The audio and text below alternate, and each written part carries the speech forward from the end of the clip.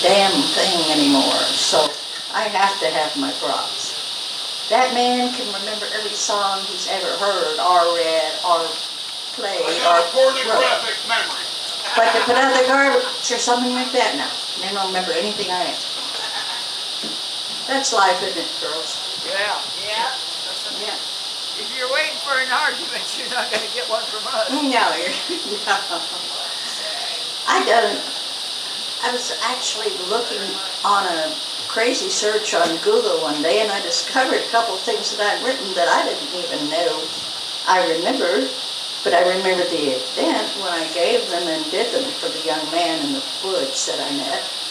Someone share them with you. It was a nice discovery for me.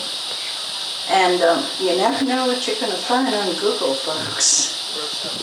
But they had my name on them, and they've been in the newspaper, and I said, oh, okay. Anyway, this comes from spending some time in the piney woods. I think you all know these woods around here a little bit. Nothing out there. Nothing whatever is going on except the cicadas, except bird voices, except breeze in the pines and the long mist sound of my breath, my heart, and my voice singing to myself. There is nothing at all to see except sky and clouds, except butterflies and wildflowers, except tracks of deer and coon by the pond and scenes from my long-lost memory, visions of plans and hopes, and my rippled reflection among the reeds. There's absolutely nothing to do once the tent is pitched, once the firewood is gathered, once the water is carried, but walk without destination in green places and stand perfectly still and listen and look at nothing. The next one was the one that was titled for the area, Evening in the Piney Woods. Long light at the end of the day, stretching between the pines, tinting the cloudless western sky, and reaching tender, rosy arms around the whole horizon. The colors are like an old-fashioned ring in 3 shades of gold, yellow, white, and pink. Luminous blue above us, like paintings on eggshell in China. Chuck Will's widow calls and summer's last cicadas cry, and I'm suspended like a prehistoric insect in this amber light. I have lost the will to speak or move, owning only the stillnesses, vision, hearing, the smell of that wet green land. At this instant, I could be anywhere in time, and I could hold on to it through the rising and setting of our cozy local moon until the stars stitch bright needles through the black satin night. I would find myself in casual conversation with the soul on the far side of infinity. Yeah, I've forgotten them.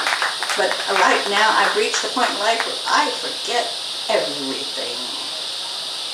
This is one that I also discovered when I was, oh, well, if I found that, maybe there's something else around. I lived in a little town right up north of us here, Melrose. It's a tiny little town. We had a commune there. We had a group that had a store on the corner where we had jams every weekend. And my place was with my 3 kids in a little house on one of the little side streets right next to the Methodist church. I had a garden. We had chickens. It was a nice place to be. But I had a friend. I had a lot of friends. And they did a lot of touring around. They went to farms and things out in the woods and did music and stuff like that. And the kids went with them, and I stayed home because I had some other things to do and one young one to raise. But something happened one night. Among the people that slept on my porch, there was always some new musician sleeping there, was a young black man. Apparently in Melrose in 1973, he just didn't do that. So this is the letter that I wrote and left on the bulletin board at the library downtown so that everyone would know I was out if they hadn't figured out my landlord had said bye. It's called Message to the Clan.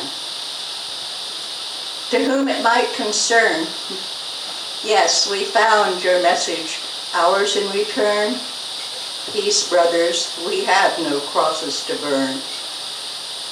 Came to this mellow town with the frantic pace was getting me down. The Lord helped to show me the way and to this quiet space where I might find a peace to write a rhyme and the girls could play on dirt streets and ancient oaks as their mother had once done before they pulled them all down for another condominium. Yes, mellow Melrose, the kind of spot that you write home to Mom about. Then James, tired from his travels, paused to paint his visions green and sunny with rainbow hues. James, a brother, an artist, a friend. Like any other, my open door would welcome in, but you had only seen the colors. He painted only the black of his skin. And that surely we must be involved in sin. Ah, mellow Melrose, the kind of spot you write home to Mom about. In case you were wondering just what I had been doing as you planted your cross, burned your heat and hate into my fence. That Saturday night while a friend played guitar, and I looked out my window at the night and the star, was telling her just how beautiful they all are.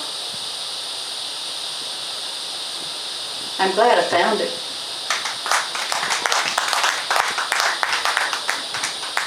How many more minutes do I have? How many more minutes do I have? Fingers. I don't have any fingers. 10. 10, okay. No, you got another 5 minutes. I got 5, okay. Well, I just opened it up, so we'll see what it says. Poet's Panic and Poet's Prayer. These were written when I was hanging around a place in St. Petersburg called Camps and met this character. Actually, I met him at the Iron Horse when he was performing there with this wonderful lady who sang with him, and it was, what I know, we've been together ever since. But this one was written for another young man, so sorry, honey, this one isn't about you. Poet's Panic. She reads, hands trembling, for tonight she is sharing the latest words that have found themselves painted on her paper canvas. Will they like it? Time is called. Another act tunes in the wings. She asks herself, did they cut me short? Were they bored by my little word pictures? Poet's panic grabs her as she sits at the table listening to a talented nightingale, asking herself one more time, why do I put myself through this torture? What drives me to write? What makes me share? Does anyone really care? On her shoulder, a hand gently placed pulls her back to reality. Wow, he whispers in her ear. From this poet who had earlier in the evening captured her attention with the vivid honesty of his verse, this one word is enough to make the panic fly away and the words to flow again. Poet's Prayer. I must die. Watch the cleverness of the pen, that it does not trip itself in its way across the page, that rhymes and rhythms do not get in the way of truth. Lord, take over, annihilate I, make me one with you, make my song yours. Let me be your instrument. I cannot live. I has no life. Beloved, make me one with you, from whom all songs come, from whom all things worth singing about come. Please take my life, my words, my breath, my voice. I must die. Thank you, everybody. I've really got to say something. I'm so happy something happened today that I'm not used to.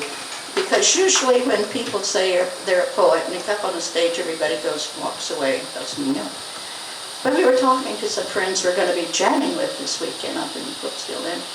See, apparently one of the young men says, your wife's going to come and do that towing stuff, isn't she? So I feel good about it. Thank you.